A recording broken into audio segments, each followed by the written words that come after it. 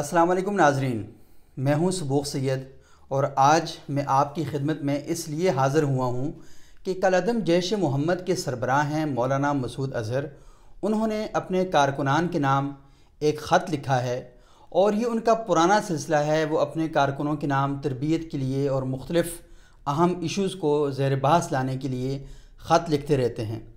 आज उन्होंने मेहरबानी फरमाई है और अपने ख़त में मेरा भी ज़िक्र किया है, लेकिन जिस अंदाज़ में उन्होंने मेरा ज़िक्र किया है उस पर मैं अपनी पोजीशन क्लियर करना चाहता हूं, क्योंकि बहुत से लोगों ने उस ख़त को पढ़ा है और पढ़ने के बाद मुझे कहा है कि इसमें बरह रास्त क्योंकि एक तरह से मुझे टारगेट किया गया है, तो मैं उसका जवाब देने के लिए आपकी खिदमत में हाज़िर हुआ हूँ। मौलाना मसूद अज़हर के ख़त के कई मंदरजात हैं और मुझे उनसे कोई सरोकार नहीं है। मैं सिर्फ़ 2-3 बातों पर अपना कमेंट करूँगा और बहुत जल्दी में। सबसे पहली बात, आप जानते हैं कि मैं एक सहाफ़ी हूँ और सहाफ़ी की सबसे बड़ी जो उसकी पहचान होती है वो उसकी क्रेडिबिलिटी होती है कि कोई सहाफ़ी इस ख़बर के इस हवाले से जाना जाता है कि इसके पास जो ख़बर है वो दुरुस्त है या नहीं है। सहाफ़ी के पास ख़बर गलत भी आ सकती है, वो गलत ख़बर भी दे सकता है, लेकिन जानबूझकर झूठ बोलना ये ख़बर नहीं होता, बल्कि जानबूझकर की गई एक कार्रवाई होती है। इसको वारदात कहते हैं और सहाफ़त की दुनिया में ऐसे लोगों को कभी भी अच्छा समझा नहीं जाता। मौलाना मसूद अज़हर ने कहा है कि सबूख सैयद नामी एक सहाफ़ी ने इस बात का दावा किया है कि उन्होंने उनके इंटरव्यूज़ किए हैं। तो उनका कहना था कि मैंने अपनी ज़िंदगी में कभी भी सबूख सैयद को कोई इंटरव्यू नहीं दिया, बल्कि उन्होंने इससे आगे बढ़कर जो बातें कहीं उनमें उन्होंने कहा कि वो मीडिया के साथ ताल्लुक़ ही नहीं रखते और लोगों से जमा किए गए पैसों में से कोई भी चीज़ वो सहाफ़त पर या अपनी जो पार्टी है, जमात है या उनका जो अपना ज़ात है उसके हवाले से बिल्कुल ख़र्च नहीं करते।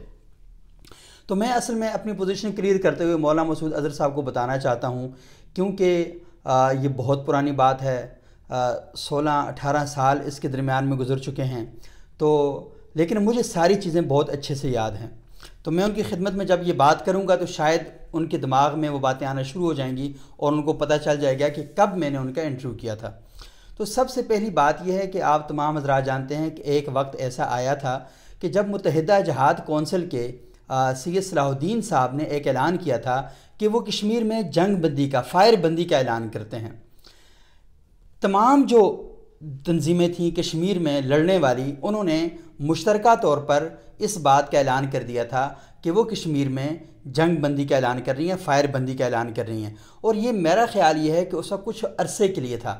मसूद अज़हर साहब और उनकी जमात जैश मोहम्मद वाहिद जमात थी जिन्होंने इसका इनकार किया था और मसूद अज़हर ने कहा था कि देवबंदी कभी भी जंग बंदी नहीं कर सकता। इस बयान के अगले रोज़ वो एबटाबाद आए और एबटाबाद में एक बड़े मशहूर आलिम दीन हैं मौलाना ज़ाहिदुल हुसैनी, उनके बेटे हैं मौलाना अरशदुल हुसैनी। मौलाना ज़ाहिदुल हुसैनी बड़े सूफ़ी आदमी थे, बड़े दरवेश आदमी थे, अटक से उनका ताल्लुक़ है और एबटाबाद में उनकी एक छोटी सी मस्जिद है, ये रेडियो पाकिस्तान के बिल्कुल करीब, बल्कि उस छोटी सी बस्ती का नाम भी उन्होंने ज़ाहिदाबाद मौलाना ज़ाहिदुल हुसैनी साहब के नाम से रखा। दिन तो मुझे याद नहीं है, अलबत्ता ज़ोहर की नमाज के बाद ये प्रोग्राम हुआ था। मौलाना अरशदुल हुसैनी साहब की मस्जिद के बिल्कुल सामने एक प्लाट था, उस खाली प्लाट में जलसे का इनेकाद किया गया और वहाँ जलसे से मौलाना मसूद अज़हर साहब ने ख़िताब किया। उस ख़िताब के बाद हम मौलाना मसूद अज़हर साहब के पास गए, हम मस्जिद के अंदर बैठे, हमने खाना खाया और मौलाना साहब से मैंने इंटरव्यू किया और वो इंटरव्यू अगले रोज़ रोज़ाना शमाल एबटाबाद में शाया भी हुआ। दूसरा इंटरव्यू मौलाना साहब मैंने आपका उस वक्त किया जब आप पेशावर तशरीफ़ लाए थे और स्पिन जमात जो पेशावर की बड़ी मशहूर और बड़ी खूबसूरत मस्जिद है और ये बिल्कुल पेशावर यूनिवर्सिटी के सामने वाक़ है, Khyber medical university, Peshawar university और सामने जो नश्तर अस्पताल है उससे पहले ये वाक़ है सड़क के किनारे। और बड़ी खूबसूरत सफ़ेद जमात, सफ़ेद रंग की मस्जिद है। पश्तो में मस्जिद नहीं कहते, जमात बोलते हैं, तो स्पिन जमात इस वजह से उसे कहा जाता है। और ये मस्जिद आलमी शोहरत की हामिल मस्जिद है। उसकी वजह यह है कि उसामा बिन लादेन के जो उस्ताद थे अब्दुल्ला बिन अज़ाम, वो इसी मस्जिद में उन्होंने अपनी ज़िंदगी का आखिरी जुमा पढ़ा था और जुमा पढ़ के जो ही वो बाहर निकले तो यहाँ पर 2 गाड़ियाँ थीं और वो अब्दुल्ला बिन अज़ाम हमेशा 2 गाड़ियाँ साथ रखते थे और ایک گاڑی میں آتے تھے اور دوسری گاڑی میں سفر کرتے تھے۔ سیکورٹی کے حوالے سے وہ بڑے حساس تھے، لیکن شاید ان کے اس پریکٹس کا پتہ تھا جن لوگوں نے ان کے اوپر حملہ کیا، تو انہوں نے دوسری گاڑی میں بم نصب کر رکھا تھا۔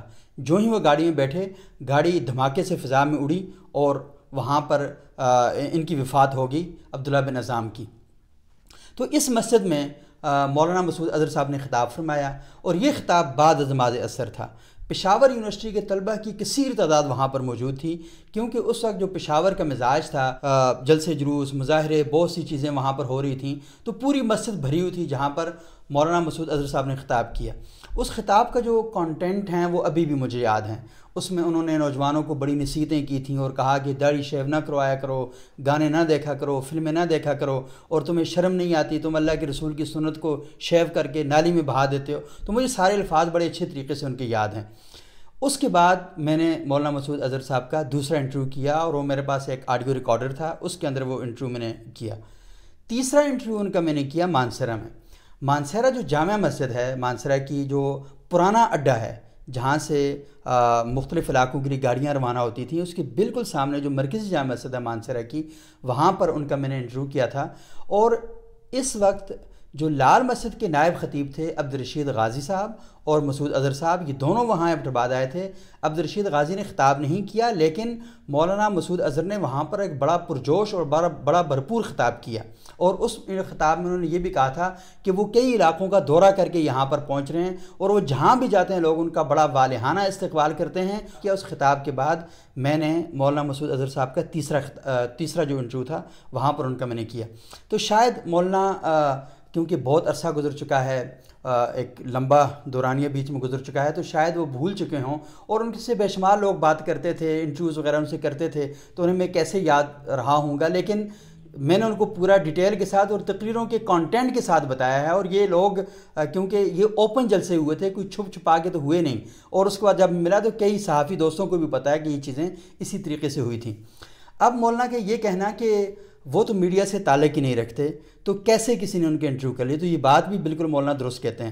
لیکن یہ میں اس وقت کی بات بتا رہا ہوں جب مولانا میڈیا سے تعلق رکھا کرتے تھے، اور جب مولانا ان کی جماعت پر پابندی لگی تو پابندی کے بعد انہوں نے اس طرح اوپن پریس کانفرنس کرنا، میڈیا سے باتیں کرنا، یہ سارا کرنا چھوڑ دیا تھا۔ لیکن اس سے پہلے یہ باقاعدہ بات چیت کرتے تھے، لوگوں سے ملتے تھے۔ جب بنوری ٹاؤن میں انہوں نے جیش محمد بنائی تھی، اس وقت میڈیا بہت بڑی تعداد میں وہاں پر موجود تھا۔ جب یہ جامع الرشید گئے تھے، میڈیا ان کو فالو کر رہا تھا۔ جب یہ لال مسجد اسلام آباد آئے تھے، میڈیا ان کو فالو کر رہا تھا۔ جب یہ پورے پاکستان میں جلسے جلوس کیا کرتے تھے، میڈیا ان کو فالو کرتا تھا اور ان کی تقریریں نوٹ ہوتی تھیں۔ اچھا، اس سے اگلی بات جب یہ کہہ رہے ہیں کہ کیونکہ اس کے بعد انہوں نے میڈیا کے ساتھ اس طرح رابطہ نہیں رکھا، لیکن یہ جو بڑے صحافی تھے ان سے ملاقاتیں پھر بھی کرتے رہے۔ کچھ عرصہ پہلے تک ان کی ملاقاتوں کا سلسلہ جاری تھا، اور یہ کیا کہتے ہیں، کئی ملاقاتوں کا میں خود بھی عینی شاہد ہوں، بلکہ ایک ملاقات میں تو میری خود بھی ان سے سلام دعا ہو چکی ہے وہاں پہ۔ تو ان کی جو بات ہے، یہ میرا خیال یہ ہے کہ اگر وہ یاد کریں گے تو شاید ان کو یاد آ جائے گی۔ اب اس سے اگلی بات انہوں نے کہی کہ میرے بھائیوں کی جو تعداد ہے اس کے بارے میں بھی غلط خبریں پھیلائی جا رہی ہیں۔ تو مولانا صاحب سے گزارش یہ ہے کہ کیونکہ وہ آپ کے بھائی ہیں تو ہمیں تو معلوم نہیں ہے، ہم تو خبروں کی بنیاد کے اوپر ہی انفارمیشن آگے دیتے ہیں۔ آپ نے کہا کہ حماد اظہر کے نام سے نہ میرا کوئی بیٹا ہے نہ بھائی ہے، تو یہ بات بالکل درست ہے، کیونکہ آپ زیادہ بہتر جانتے ہیں کہ آپ کے کس بیٹے کا کیا نام ہے اور کس بھائی کا کیا نام ہے۔ لیکن آپ نے ہمیں یہ بتایا بھی نہیں کہ آپ کے بھائی کتنے ہیں اور بیٹے کتنے ہیں، اور بھائیوں کے نام کیا ہیں اور بیٹوں کے نام کیا ہیں۔ یعنی جو انفارمیشن ہماری تھی آپ نے اس کو رد بھی نہیں کیا، اس کو غلط بھی ثابت نہیں کیا، آپ نے صرف یہ کہا کہ یہ بات غلط ہے۔ تو میرا خیال ہے بھائیوں کے نام بتانے میں اتنا حرج تو ہے نہیں ہے، کہ اگر آپ وہ بتا دیں کوئی مسئلہ نہیں ہے۔ اب مسئلہ یہ ہے کہ میرے پاس کوئی ذریعہ نہیں تھا کہ میں آپ کو ٹیلی فون کرتا، آپ سے رابطہ کرتا، آپ سے پوچھتا یہ چیزیں کیسی ہیں، درست ہیں غلط ہیں، کیونکہ آپ اتنا زیادہ چیزوں کو سکیور کر کے رکھ رہے ہیں، چھپا کے رکھ رہے ہیں، تو ہمیں خبر تو نکالنی پڑتی ہے، ہمیں جانا پڑتا ہے خبر کے لیے، فالو کرنا پڑتا ہے، لوگوں سے ملنا پڑتا ہے، تو تب جا کر ہمارے پاس کوئی خبر آتی ہے، اور خبر تو ہم نے دینی ہے آپ کی۔ ایسا تو ہو نہیں سکتا کہ آپ کی خبر نہ دی جائے، اور آپ خود بھی چاہتے ہیں کہ آپ اپنے کارکنوں سے رابطہ تعلق بناتے ہیں، تو خبر تو آپ کی آئے گی، کیونکہ آپ کو ڈسکس تو کیا جاتا ہے، بہرحال آپ خبر تو ہیں۔ تو ایسا تو نہیں ہے کہ آپ خبر سے آپ خبر نہ دیں تو خبر نہیں آئے گی، خبر تو کسی نہ کسی طریقے سے بہرحال آتی رہے گی۔ تو میرے پاس اصل میں کوئی آپ کا کانٹیکٹ نہیں تھا، کوئی رابطہ نہیں تھا، آپ کا پتہ نہیں آپ ہوتے کہاں پر ہیں، تو ورنہ ہم آپ کی خدمت میں حاضر ہو جاتے، آپ سے آ کے پوری انفارمیشن لے لیتے۔ تو کیونکہ آپ صحافیوں سے رابطہ بھی نہیں رکھنا چاہ رہے، وہی کا سلسلہ ختم ہو چکا ہے، الہام ہمارے اوپر ہوتا نہیں ہے، گناہ گار لوگ ہیں، تو ہمیں انفارمیشن کہاں سے ملے گی، آپ خود دینا نہیں چاہتے۔ تو یہ سارا جو اصل میں ایشو ہے، اس وجہ سے کیا کہتے ہیں مجھے پھر سامنے آنا پڑا۔ میں نے کہا شاید یہ ویڈیو آپ تک پہنچ جائے تو پھر آپ بتا دیں کہ کون سی چیز کیسے ہے۔ تو ابھی تو بہت زیادہ ابہام ہیں، چیزیں کلیئر نہیں ہیں، تو اس لیے میں نے سوچا کہ یہ بات آپ تک کم سے کم پہنچا دی جائے۔ اور جو باقی جو لوگ یہ سوالات کر رہے تھے کہ اس کے جو میرا کانٹینٹ تھا، جو BBC سمیت انڈیا کے کئی ٹی وی چینلز نے اٹھایا، عالمی میڈیا نے اس کو اٹھایا، مجھے کمنٹس کے لیے بلاتے ہیں، تبصرہ وغیرہ ہم کرتے ہیں، چیزوں کو لکھتے ہیں، تو وہ غلط تھا۔ تو یہ میں نے کلیئر کر دیا کہ خبر میں غلطی ہو سکتی ہے، انہوں کے بھائی کتنے ان کی تعداد میں تو غلطی ہو سکتی ہے، لیکن جو انٹرویوز میں نے کیے ہیں وہ غلط نہیں ہیں۔ اب شاید اس ویڈیو کے بعد مولانا صاحب کو یاد آ چکا ہوگا کہ وہ انٹرویوز میں نے کیسے دیے تھے اور کہاں کہاں دیے تھے۔ بہت شکریہ۔